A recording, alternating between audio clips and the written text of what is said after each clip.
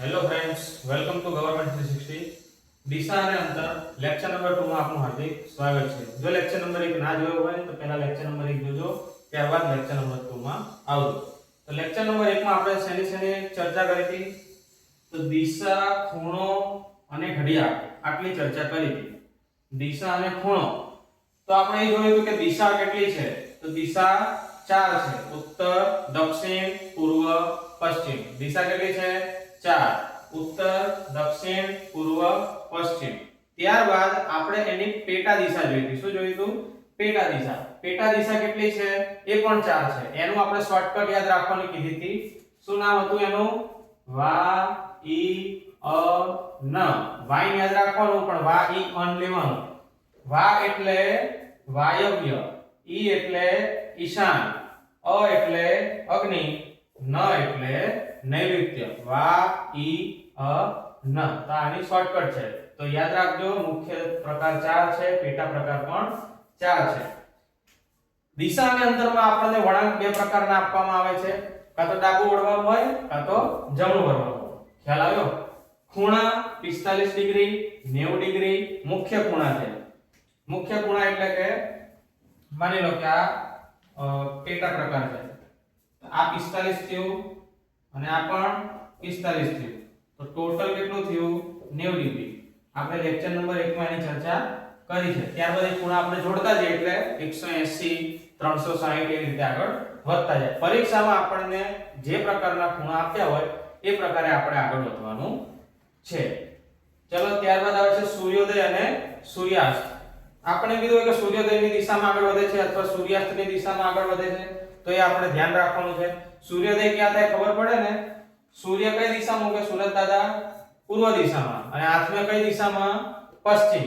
એટલે એમ કે સૂર્યોદયની દિશામાં તો પૂર્વ લેવાની, સૂર્યાસ્તની દિશામાં તો પશ્ચિમ લેવાનું. ચલો, ત્યારબાદ મોસ્ટ આઈએમપી ટોપિક એનો ચાલુ થાય છે. આમ તો બધું જ મોસ્ટ આઈએમપી છે, કેમ કે જો ઉત્તરની જગ્યાએ દક્ષિણ લેશો તો આપણો દાખલો તો ખોટો જ પડવાનો છે. પરંતુ આ પડછાયામાં ભૂલ પડવાની શક્યતા વધારે હોય છે, એટલે ને એકદમ ઊંડાણથી સમજવાનો પ્રયાસ કરજો. ફરીથી આપણે પકડી લો ઉત્તર, દક્ષિણ, પૂર્વ અને પશ્ચિમ. હવે આપણને એમ કે ઉત્તર દિશામાં જમણી બાજુ વળે છે. આપણે ઉત્તર દિશામાં ગયા અને એમ કે જમણી બાજુ, તો આ આપણો હાથ આમ રાખવાનો જમણી બાજુ, અને આમ જમણી બાજુ એટલે કે આમ હાથ જે બાજુ ઘડિયાળની દિશામાં આમ વળતો હોય, હાથ મૂકી જવાનો. કઈ બાજુ વળે છે? આમ આવે છે. આમ કરીને આમ, તો જમણી બાજુ એની આ દિશા થઈ. આમ કરો તો એ ડાબી બાજુ થઈ. ખ્યાલ આવ્યો? એવી જ રીતે એની સામેની દિશા તમે જોજો ધ્યાનથી, તો ડાબાની જગ્યાએ શું થઈ ગયું? જમણું. અને જમણાની જગ્યાએ શું થઈ ગયું? ડાબું. અથવા તમે દક્ષિણના બાજુમાં મુખ કરીને બેઠા હોય, હું હવે આ બાજુ મુખ કરીને બેઠો છું તો મારું જમણું આ થાય અને ડાબું આ થાય. એવી જ રીતે હું આમ મુખ કરીને બેઠો છું તો મારું જમણું આ થાય અને ડાબું આ થાય. તો ઉત્તર માટે જમણું, ડાબું. હવે દક્ષિણમાં કે તો હાથને ઊંધા કરી દેવાના. જમણું છે એ આપણું ડાબું થઈ જશે અને ડાબું છે એ આપણું જમણું થઈ જશે. ભૂલ ના પડે મિત્રો. એવી જ રીતે પૂર્વ દિશામાં, હવે હું આ પૂર્વ દિશામાં છું તો મારી જમણી બાજુ કઈ થાય? આ બાજુ, જમણે હાથ, એટલે કે આ મારું પૂર્વ દિશા થાય. તો ડાબી બાજુ કઈ થાય? આ ઉપરની બાજુ છે એ ડાબી બાજુ થાય.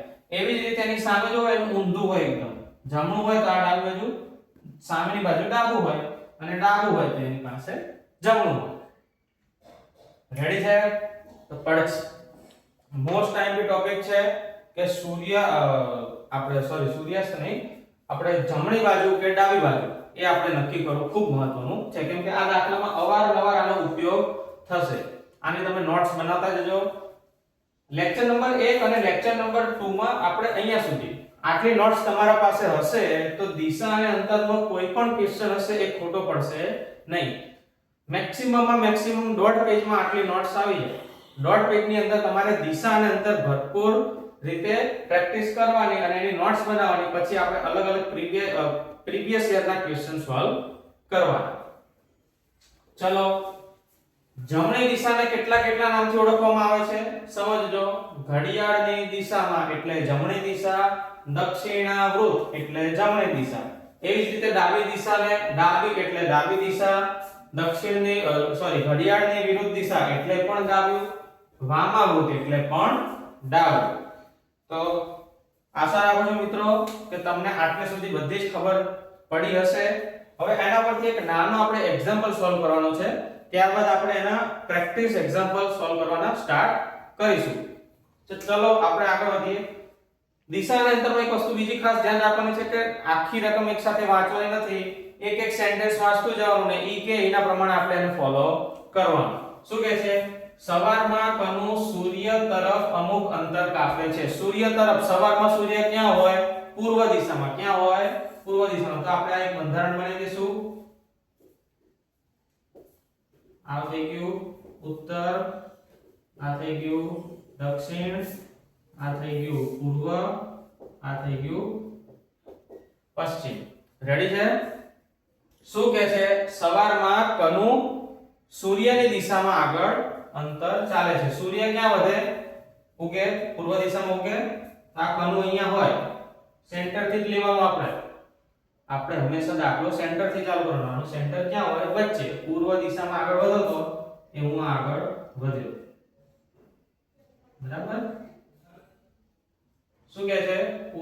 સૂર્ય તરફ અમુક અંતર ચાલ્યા પછી તે ડાબે વળે છે. હવે તમે જો આ મારી પૂર્વ દિશા છે તો આ મારું જમણું થયું અને આ મારું ડાબું થયું. શું થયું? ડાબું. આ ક્યાં વળે છે? ડાબે વળે છે. એટલે અહીંયાથી આ વ્યક્તિ આમ જાય છે. રેડી? ખ્યાલ આવ્યો? પહેલા સૂર્યની દિશામાં આગળ વધ્યા, ત્યારબાદ એમ કે છે ડાબે વળે છે. તો આ સફેદ કલરનો ભાગ હોય હાથનો, એ આપણે પૂર્વ દિશામાં ડાબો થાય. શું થાય? ડાબો. તો ડાબી બાજુ વળે છે. થોડુંક ચાલીને પાછા ડાબે વળે છે. હવે તમે સમજો, આ હું આ દિશામાં છું. હવે હું મારું ડાબું કયું અને જમણું કયું? થોડુંક ચાલીને પાછો ક્યાં વળે છે? ડાબે. તો જમણું અને ડાબું. ઉત્તર દિશા માટે જમણું આ અને ડાબું આ. એક તો પછી આ ઉત્તર દિશામાં જ છે અત્યારે કનું. તો આ જમણું આ થયું, ડાબું આ થયું. એ ક્યાં વધે છે? થોડુંક ચાલીને ડાબે વળે છે. થોડુંક ચાલ્યા, ત્યાંથી ક્યાં વળ્યા? ડાબે. તો આ કઈ દિશા આવી? પશ્ચિમ. તો તેનું મુખ કઈ દિશામાં હશે? હવે મારું મુખ આ દિશામાં છે. પહેલા હું સૂર્ય તરફ આગળ વધ્યો, ત્યાંથી ડાબે ગયો, પાછો ત્યાંથી ડાબે વળ્યો. તો મારું મુખ આ દિશામાં છે. આ દિશા એટલે કઈ દિશા આવે છે? જો તો પશ્ચિમ દિશા. કઈ દિશા આવે છે? પશ્ચિમ દિશા. તો આપણો રાઈટ આન્સર કયો આવશે? પશ્ચિમ દિશા. હાલ મિત્રો ઉત્તર, દક્ષિણ, પૂર્વ, પશ્ચિમ લખવું પડે છે, પરંતુ જેમ જેમ તમને ક્વેશ્ચનમાં ગ્રીપ આવશે, ગણવામાં પ્રેક્ટિસ, કોન્ફિડન્સ આવશે, ત્યાર પછી તમારે ઉત્તર, દક્ષિણ, પૂર્વ, પશ્ચિમ કશું જ લખવાની જરૂર પડશે નહીં. એ તમને ઓટોમેટિક માઇન્ડમાં જ ચાલશે. હવે તમે જો તો હું તમને એક એક્ઝામ્પલ ગણીને બતાવું છું.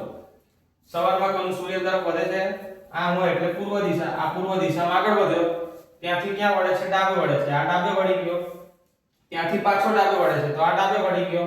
હવે તમે જો આમ ગયો, આમ ગયો અને આમ આવ્યો. આ બાજુ દિશામાં કઈ દિશા હોય? પશ્ચિમ. આ ઉત્તર, દક્ષિણ, પૂર્વ અને પશ્ચિમ. તો જવાબ આવી ગયો કે નહીં? પશ્ચિમ. તો આવી રીતના એક્ઝામ્પલ્સ હોય છે મિત્રો. ખાસ કરીને લેક્ચર નંબર 1 અને લેક્ચર નંબર 2 માં આ સુધી બેઝિક તમારું ક્લિયર હોવું જોઈએ. જો બેઝિક ક્લિયર હશે તો તમને કોઈ પણ દાખલો ગણવામાં મુશ્કેલી પડશે નહીં. હવે આપણે કેવા દાખલા જોઈશું. તો સૌપ્રથમ કઈ દિશામાં છે, ખૂણો કેટલો છે, અંતર, પડછાયા, ઘડિયાળ, અલગ અલગ પ્રકાર આપણે જોવાના છે. તો આ હતો દિશા અને અંતરનો લેક્ચર નંબર 2. જો તમને અમારા વિડિયો ગમતા હોય તો લાઈક, સબસ્ક્રાઇબ અને શેર કરજો અને તમારા મિત્રો વર્તુળ મંડળમાં શેર કરજો. અને જો કોઈ પણ તમને કન્ફ્યુઝન હોય તો તમે અમને કમેન્ટ કરી શકો છો. અમે તમને એનો 100% આન્સર આપશું. બન્યા રહો ગવર્મેન્ટ 360 સાથે. જય હિન્દ.